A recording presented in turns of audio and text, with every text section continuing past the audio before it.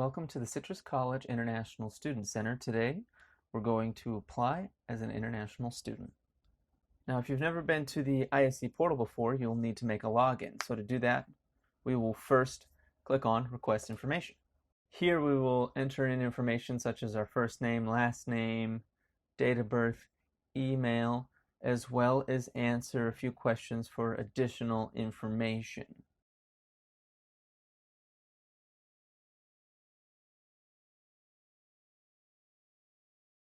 You also will decide whether or not you are interested in an academic program or our ESL program.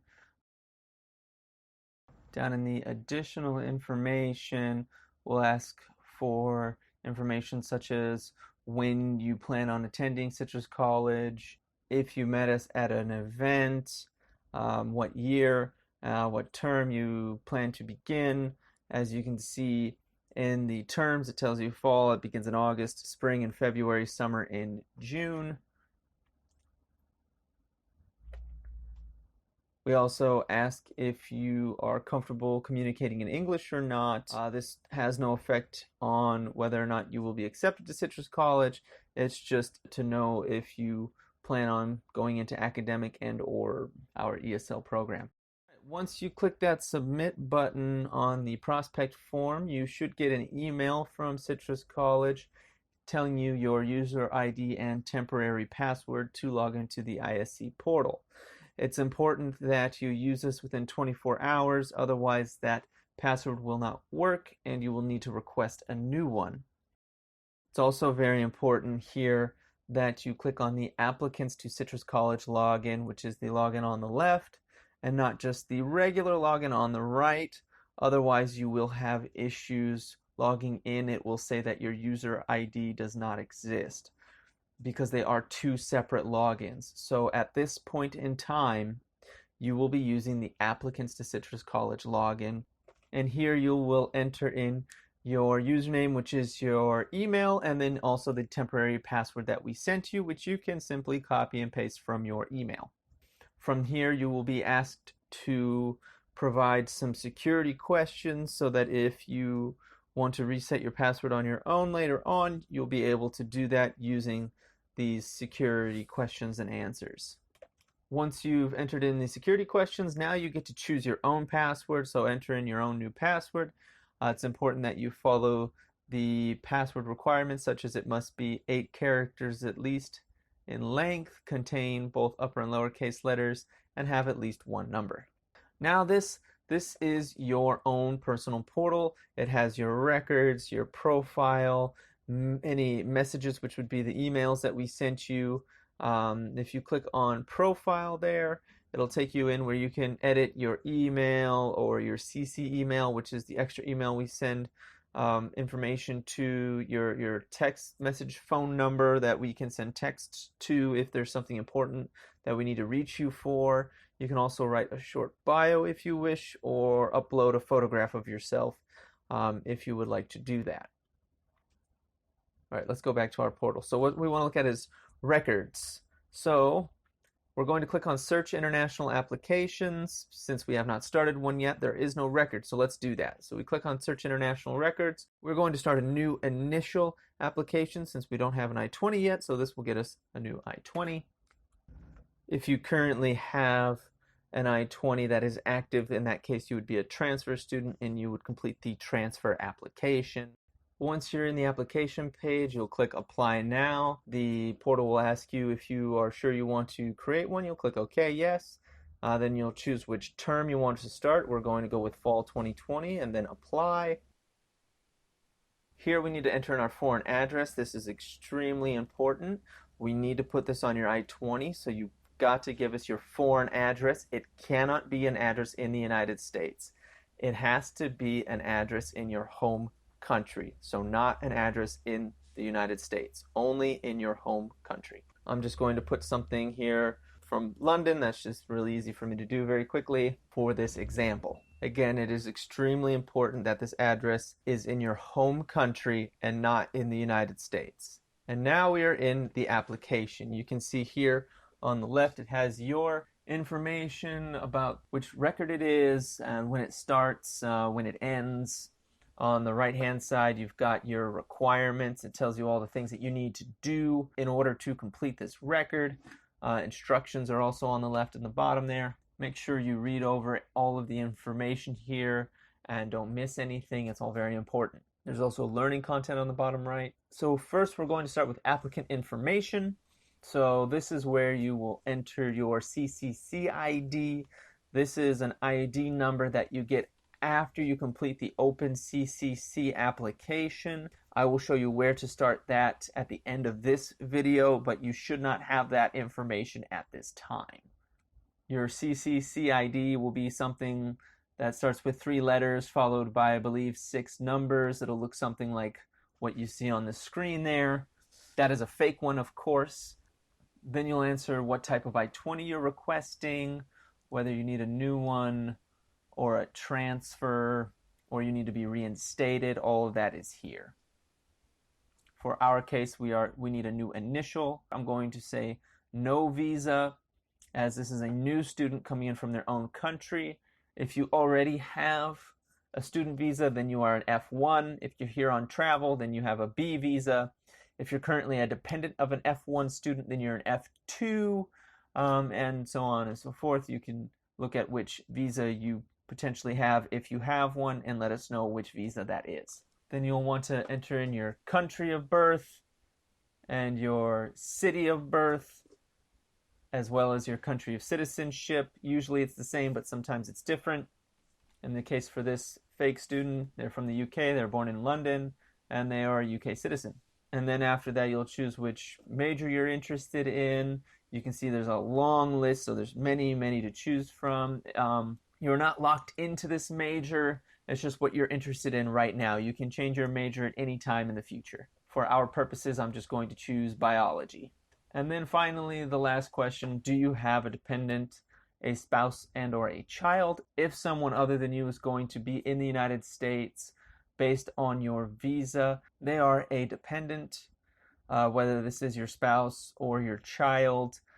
If you have one, then you will choose yes here, because we need to make an F2 I-20 for them as well. If you do not have either of those, if you have no dependents, then you just submit no.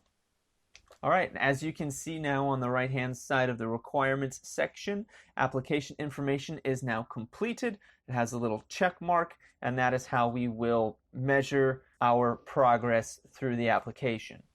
So next we'll do the bank statement. To do that, you click on bank statement, then go to upload file, then browse, and hopefully you have all of your documents organized nicely like I do there. That would make it very easy for you to complete quickly. And as you can see, the bank statement there, it's just an image. You can upload that, something similar. So open and then submit. So this is an example of a bank statement. You can see all the information is very clear. The dates are very clear. The balance is very clear. So you'll see that the most important pieces of information are going to be the name of the account holder, which in this case is Jack Smith, who is the parent of John Smith, the statement period, basically the month, the date that this statement is valid for, and what the latest balance is on the date of this statement, in this case April 1st, 2020. And since this amount is over the minimum required amount, this is a good statement. So once that is uploaded, you'll click submit. Do not click save. Always click submit. Otherwise, you may end up with a pending record and we won't see it, and that's not good. So always click submit. All right, now we have our next check mark. The next form is the financial guarantee form. So same process, upload file, browse, find the file that you want, open it, and then submit. So here you can see an example of a financial guarantee form. So in this, you need to have the name of the applicant at the top, that's you, and then the name of the sponsor below that, so who the bank statement belongs to, in this case Jack Smith, the parent of John Smith, and then also it is important to have the signature. You can see the name and the signature highlighted there on the screen. And the signature needs to be of the person who owns the bank statement. Okay, so that's done. Now we have our third check mark. The next thing is the TB test, the tuberculosis test, showing that you don't have tuberculosis. Most people don't, but it's something that is required. So again, upload your document. And here you can see an example of the Citrus College TB test form. Again, it just needs to have your name, your date of birth. It's important that it shows the result is negative. In this case, they did the skin test, which came out as 0 millimeters, which is a negative. It's also important to have the date of the test on there as well, because that needs to be recent. Again, submit.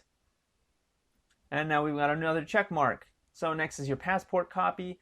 This is just a copy of the information page on your passport.